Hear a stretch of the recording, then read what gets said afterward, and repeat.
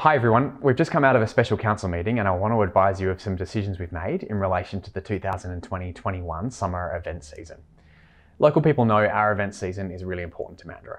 It's a great way of being able to connect and activate our local community and importantly generate spending in our economy that supports our businesses to grow, employ more people and be more successful. Operating under a pandemic though means we've got to think differently about how we do things, and we've made some decisions tonight that will alter the course of our event season this year. Firstly, the New Year's Eve event. We had anticipated being able to go ahead with this year's event. However, we received advice last week from the Chief Health Officer that given the fact that the event is unticketed and therefore contact tracing is impossible, and the fact that it's difficult to anticipate the size of the crowds attending the event, that the event has not been approved. It's important to note that all events in Western Australia that have attendances of over 8,000 people require the approval of the Chief Health Officer. And as I said, in this instance, our events have not been approved. We're obviously disappointed by that, and we know that the community really enjoys that celebration. And so it is with a heavy heart that we announce tonight that it won't be going ahead.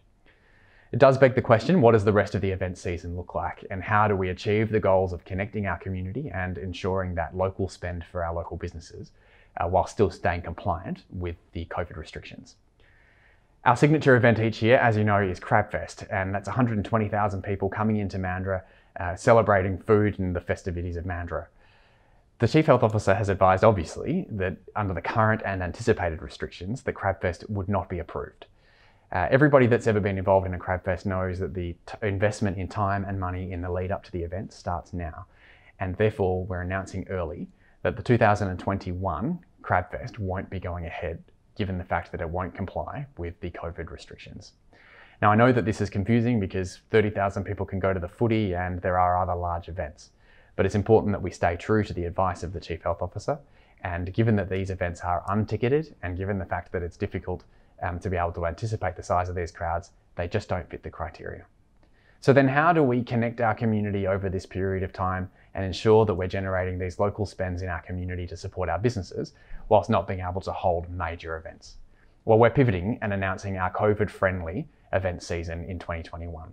What this is going to be is a series of events happening just about every weekend that celebrate all the great things about Mandurah and bring people together in smaller sizes, but still over time achieve those two important goals.